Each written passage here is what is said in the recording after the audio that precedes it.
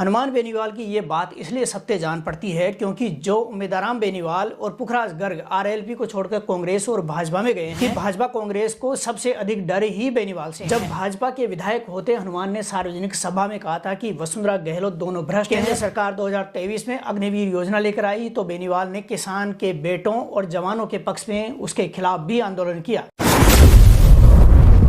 नमस्कार, मैं रामगोपाल जाट और आप देख रहे हैं सियासी भारत। राजस्थान में नेता तो बहुत हुए हैं, लेकिन जिन नेताओं के कारण राजस्थान की राजनीतिक दिशा और दशा दोनों बदली है, उनमें से एक है हनुमान बेनीवाल। हनुमान बेनीवाल जीवन के 5 दशक पूरे कर चुके हैं। राजस्थान विश्वविद्यालय के छात्र संघ अध्यक्ष से अपना सियासी सफर शुरू करने वाले हनुमान बेनीवाल आज की तारीख में इसलिए युवाओं की जुबान पर हैं क्योंकि जब भी प्रदेश में कहीं पर जुल्म होता है तो गरीब, मजदूर, किसान, युवा के साथ सबसे पहले खड़े होने वाले हनुमान बेनीवाल ही होते हैं। 4 बार विधायक और 1 बार सांसद बन चुके बेनीवाल इन दिनों अपने ही लोगों के धोखे के कारण सुर्खियों में हैं। हालांकि उन्होंने इसका जवाब बेहद गंभीरता और विश्वास के साथ दिया है कि उनके पैदा किए गए जो नेता आज उनको छोड़कर जा रहे हैं उससे कोई फर्क नहीं पड़ता है, क्योंकि जो आज छोड़कर दूसरे दलों में जा रहे हैं उनकी पहचान ही हनुमान बेनीवाल ने बनाई है। इसलिए उनका राजनीतिक वजूद भी हनुमान बेनीवाल के बिना कुछ भी नहीं रहेगा। बेफिक्री से ये कहना कि उम्मीदवार और पुखराज के जाने से कुछ नहीं होता, उनकी जगह 10 उम्मीदवार और पुखराज तैयार कर लेंगे। हनुमान बेनीवाल की ये बात इसलिए सत्य जान पड़ती है क्योंकि जो उम्मीदवार बेनीवाल और पुखराज गर्ग आरएलपी को छोड़कर कांग्रेस और भाजपा में गए हैं वो राजनीतिक तौर पर हनुमान बेनीवाल के ही पैदा किए गए थे। यदि हनुमान का साथ नहीं होता तो इन नेताओं की पहचान जीरो थी।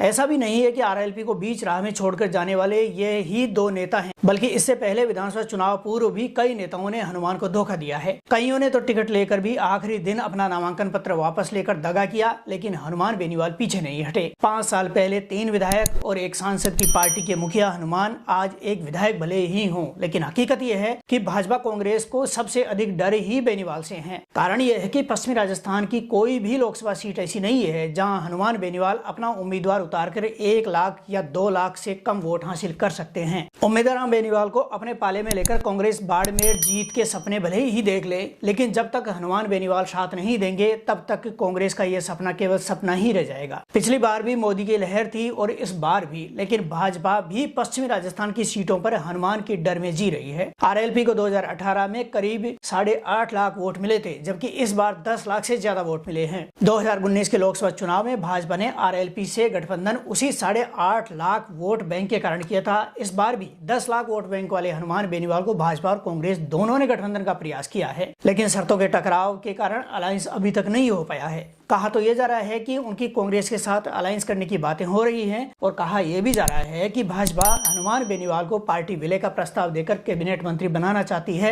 लेकिन हनुमान ने अभी तक अपने पत्ते नहीं खोले हैं। उन्होंने इतना जरूर कहा है कि उनकी कांग्रेस के साथ बात चल रही है। अब समझने वाली बात यह है कि आखिर भाजपा कांग्रेस हनुमान से अलायंस चाहती क्यों है? क्या वजह है कि एक विधायक वाली पार्टी से दोनों दलों को डर लग रहा है? आखिर क्या कारण है कि लगातार 2 बार सभी 25 सीटें जीतने वाली भाजपा अकेले नेता का साथ क्यों चाहती है? साथ ही सवाल ये भी उठता है कि राहुल गांधी की यात्राओं के बाद सत्ता पाने का दम भरने वाली कांग्रेस क्या बेनीवाल का साथ लेकर 10 साल बाद राजस्थान में खाता खोलना चाहती है? दरअसल देखा जाए तो इसकी जड़ 2008 के विधानसभा चुनाव के बाद शुरू हो गई थी, जब भाजपा के विधायक होते हनुमान ने सार्वजनिक सभा में कहा था कि वसुंधरा गहलोत दोनों भ्रष्ट हैं और दोनों एक दूसरे को बचाने का काम करते हैं। इसके बाद भाजपा ने उनको निलंबित कर दिया और बेनीवाल ने 2013 का चुनाव निर्दलीय लड़ा, जिसमें वो जीत गए। जीत के बाद बेनीवाल के निशाने पर वसुंधरा गहलोत के अलावा तत्कालीन सरकार में सबसे पावरफुल रहे राजेंद्र राठौड़ और यूनुस खान पर गैंगस्टर आनंद पाल के साथ मिलीभगत होने के आरोप लगाए। विधानसभा से लेकर सड़क तक बेनीवाल ने दोनों मंत्रियों को खूब घेरा और आखिरकार 2016 में आनंद पाल के एनकाउंटर के बाद विवाद खत्म हो गया। उसके एनकाउंटर से पहले बेनीवाल ने कहा कि यूनुस खान ने ही आनंद पाल को जेल से भगाया था, क्योंकि यूनुस खान को 2013 का चुनाव आनंद पाल ने जिताने में मदद की थी। इस बीच 2013 से 2018 के बीच बेनीवाल ने नागौर, बाड़मेर, जोधपुर, सीकर और जयपुर में लाखों लोगों की तादाद वाली किसान सभाएं की। दिसंबर 2018 में विधानसभा चुनाव से पहले राष्ट्रीय लोकतांत्रिक पार्टी का गठन किया और 57 उम्मीदवार मैदान में उतारे, जिनमें से 3 जीते। उनकी बढ़ती ताकत को देखकर भाजपा ने 2019 के लोकसभा चुनाव में गठबंधन किया, जिसमें खुद बेनीवाल नागौर से सांसद बने और करीब 10 सीटों पर उन्होंने भाजपा के उम्मीदवारों को जिताने में मदद की। किंतु 2021 के किसान आंदोलन के दौरान उन्होंने भाजपा से अलायंस तोड़ लिया। बाद में वो आंदोलन में उतर गए। किसान आंदोलन 13 महीने चला, जिसमें सक्रिय रहे।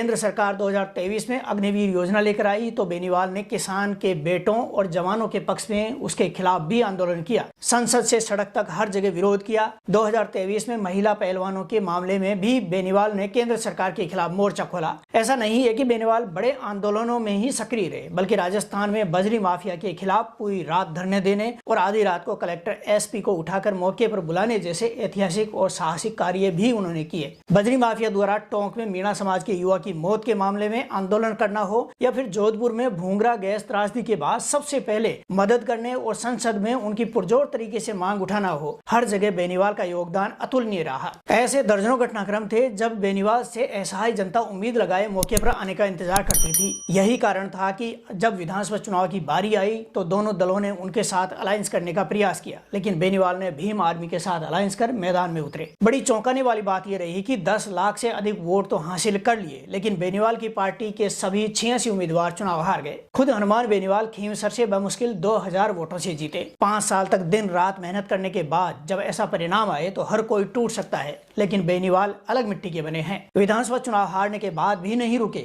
बीते 3 महीने में बेनीवाल हर मोर्चे पर तैयार मिले जहां जनता उनको पुकार रही थी। यही वजह है कि भाजपा कांग्रेस आज उनके साथ अलायंस करने को तैयार बैठी है। 2019 के विधानसभा चुनाव के बाद गजेंद्र सिंह शेखावत, कैलाश चौधरी, दिया कुमारी, राज्यवर्धन सिंह राठौड़, भागीरथ चौधरी, पीपी चौधरी जैसे नेताओं ने माना कि हनुमान बेनीवाल की वजह से ही बड़े अंतराल से जीते हैं। इस बार भी सुनने में आया है कि गजेंद्र सिंह शेखावत और कैलाश चौधरी जैसे मंत्रियों ने आलाकमान को अपनी राय में कहा है कि हनुमान बेनीवाल के बिना उनकी जीत कम हो सकती है या हार भी सकते हैं। इसलिए भाजपा कांग्रेस को पता है कि हनुमान बेनीवाल की ताकत क्या है, किंतु इस तरह से बेनीवाल की पार्टी के नेता छोड़कर दूसरे दलों में भाग रहे हैं, उसके बाद कई सवाल खड़े हो रहे हैं। असल बात यह है कि आजकल नेतागिरी में सिद्धांत नाम की चीज खत्म हो चुकी है। भाजपा कांग्रेस जहां हनुमान बेनीवाल को एक जाति का नेता बनाकर छोटा करने के प्रयासों में जुटी है, तो बेनीवाल ने ऐसी समाज से आने वाले पुखराज गर्ग को विधायक का चुनाव जिताया और पार्टी का प्रदेश अध्यक्ष तक बनाया। लेकिन अब विधानसभा का चुनाव हारते ही पुखराज गर्ग भाजपा में भाग गए हैं। हनुमान बेनीवाल की पहचान एक दबंग नेता के तौर पर है।